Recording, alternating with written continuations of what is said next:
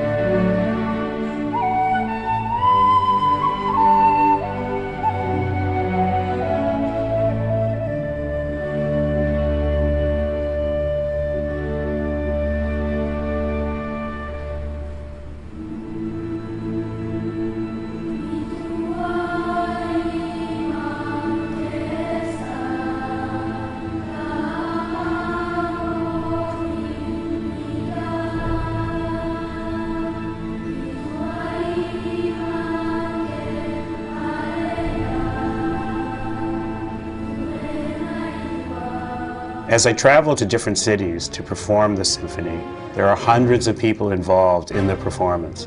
The concerts become cultural events. In Montreal, there are over 200 performers on stage. There is the Montreal Symphony Orchestra, the Grand Choir and Children's Choir of Montreal, the parents of the children, vocal soloists, production team, all played a part in producing what becomes a community event. The excitement of the performers and audience creates an energy that translates into the performance. That is the fun of taking the piece into different cities. Each place has its own spirit.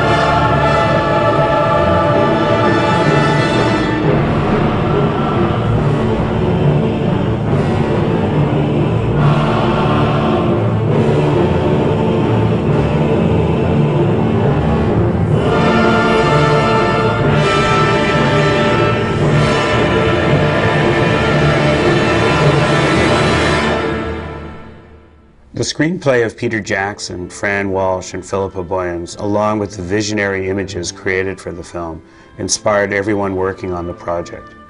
In the case of The Lord of the Rings, everybody working on the films came together. It really was a true fellowship, and I would say the major theme of the work was friendship and fellowship. The movie is a sum of all of our individual efforts, creating something more than we could have on our own.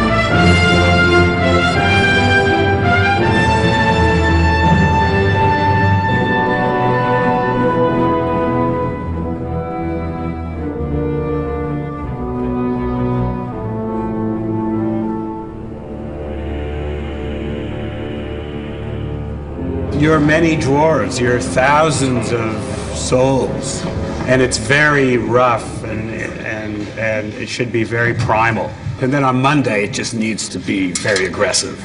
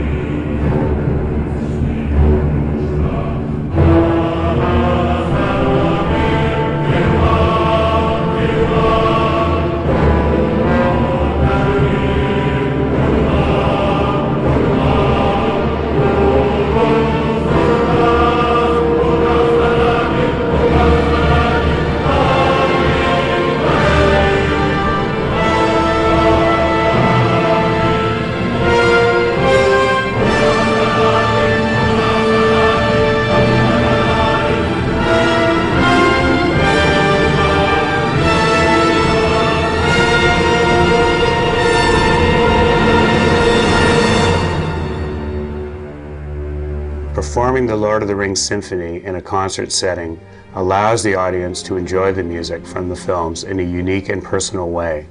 When I'm on stage, I can feel the energy and connection the audience and performers have to the music, which is both inspiring and rewarding.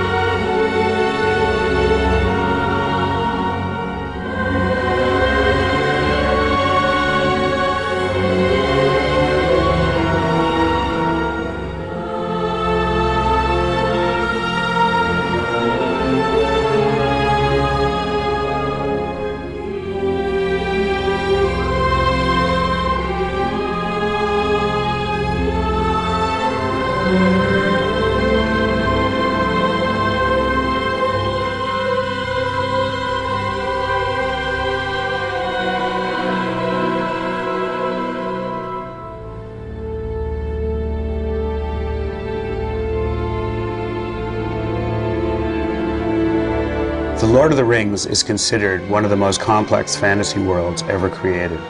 In writing this, Tolkien shows contrast between cultures. The music for the elves is scored primarily for women's voices. Rivendell was created to show a place of higher learning and timelessness, whereas Lothlorien is mystical and exotic.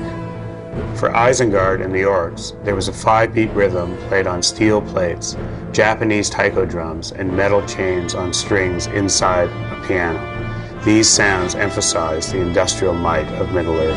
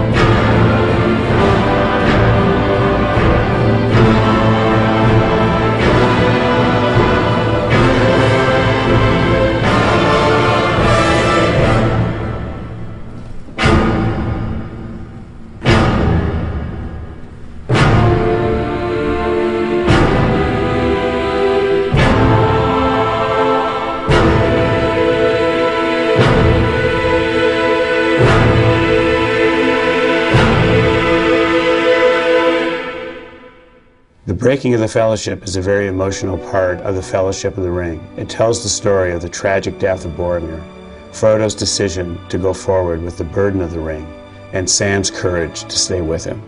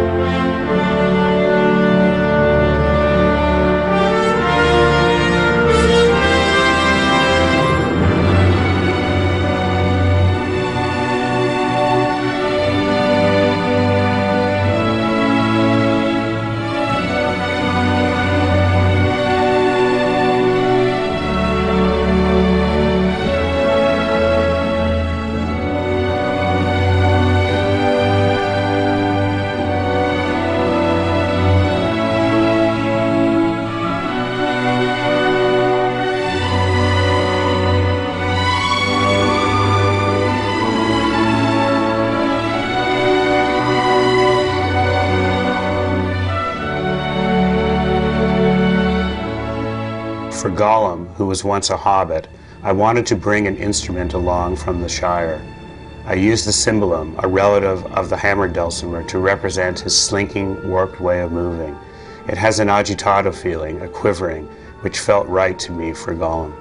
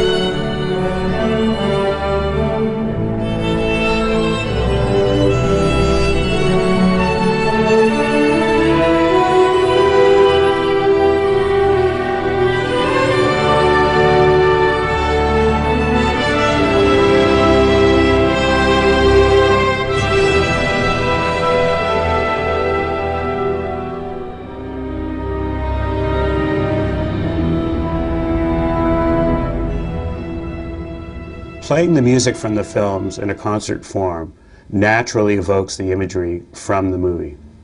We thought that by using the illustrations of Alan Lee and John Howe, we would be able to enrich the program as well as show imagery that people may not have seen before. They are beautiful to look at, and when you hear the music, it takes you back to the scene in the film. Alan and John are both great Tolkien illustrators, and they created the beginning of the design for The Lord of the Rings. Most images are pencil drawings, but there are also color plates, and these illustrations shape the visual look of Tolkien's world in Peter's film.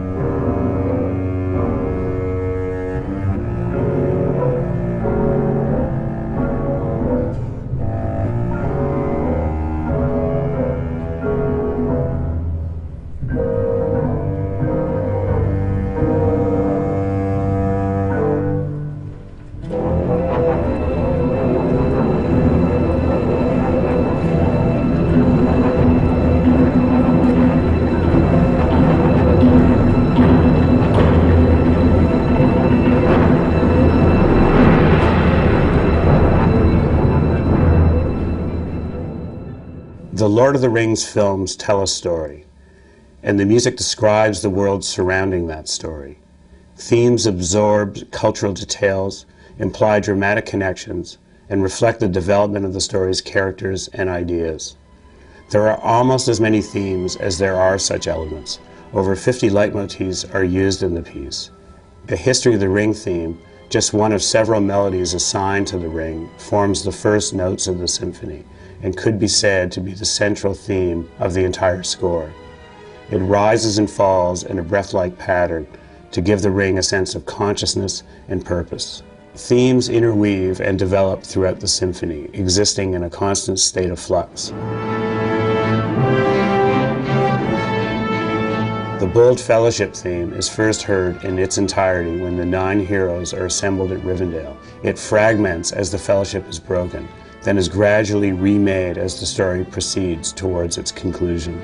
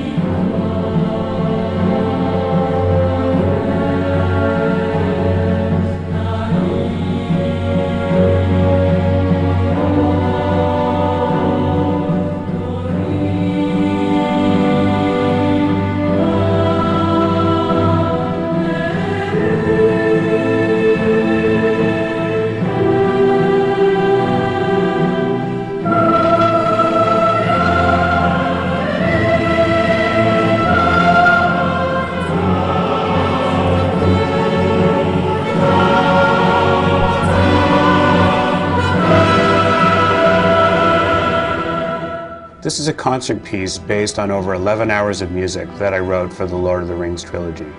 John Maucheri and I took the composition from the piece and edited it into a 2-hour symphony. It was actually quite heartbreaking leaving out certain things, but we knew that we had to.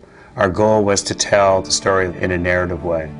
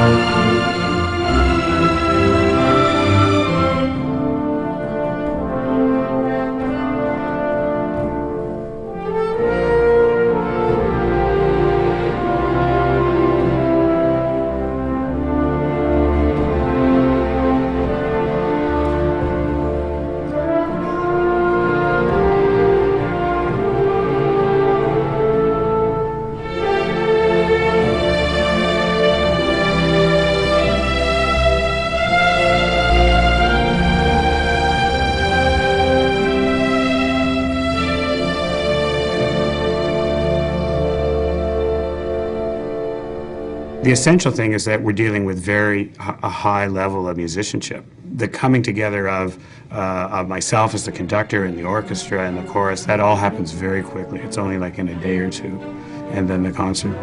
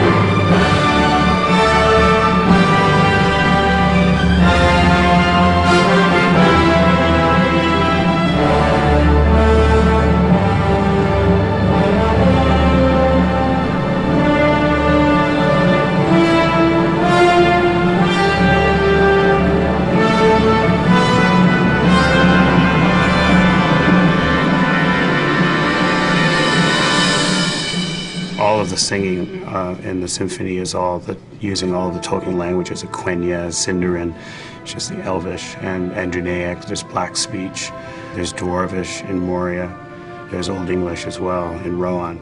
So by using the languages, I shaped the symphony actually to the 6 books of the Lord of the Rings trilogy.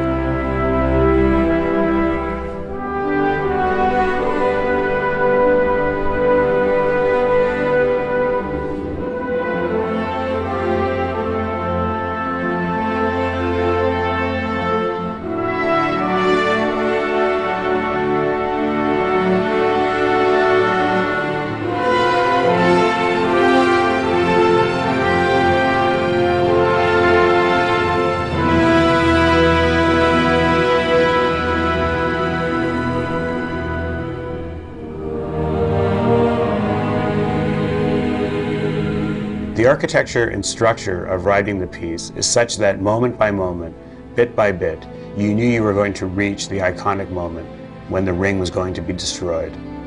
You could not worry about getting to this moment, however. You had to just work on the pieces of film that led you to Mount Doom, much like the journey of Frodo and Sam.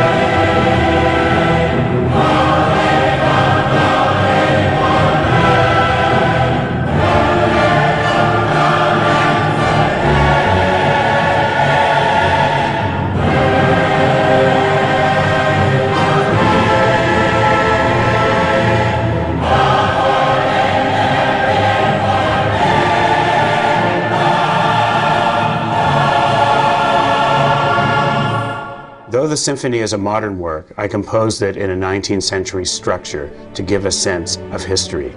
Middle-earth is 5,000 to 6,000 years ago. Peter and Fran and I wanted to create the feeling of opera in The Lord of the Rings and let the music play at the emotional heart of the story. Gestures and movement in the story and the music were created to reflect the beauty of classic opera.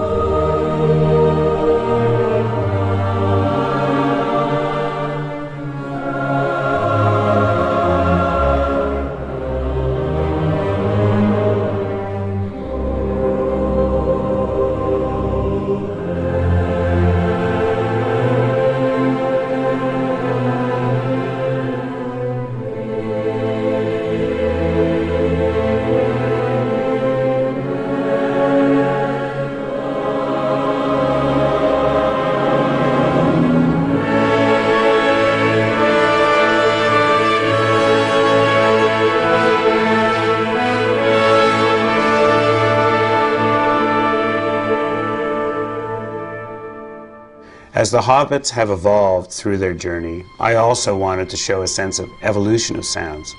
For instance, the tin whistle, which represented the hobbits at the beginning of the story, becomes the sound of the flute as they return to the Shire in The Return of the King.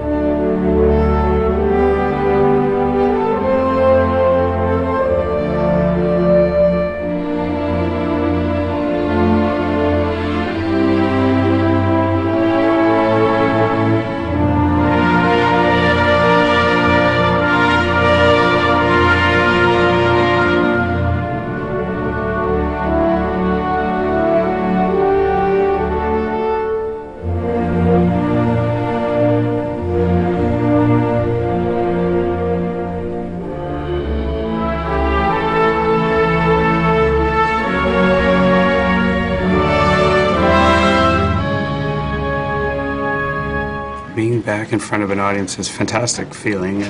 So much of the music from Lord of the Rings has been recorded in recording studios with London Philharmonic. Part of it was done in New Zealand with New Zealand Symphony Orchestra. Choruses from Covent Garden. So much of my work has been writing.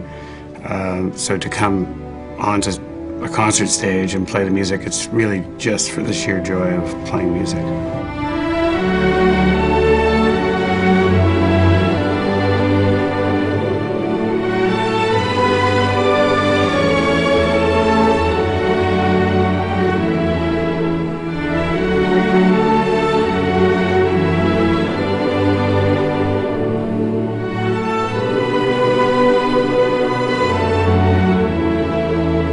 Returning to the Shire is a central element of the story in The Lord of the Rings. It's about Frodo and Sam and saving the Shire and all that's green and good. Throughout their mission, they have longed for and dreamed of returning home. Seeing the hobbits return to the Shire means that the ring has been destroyed and that they have accomplished their mission.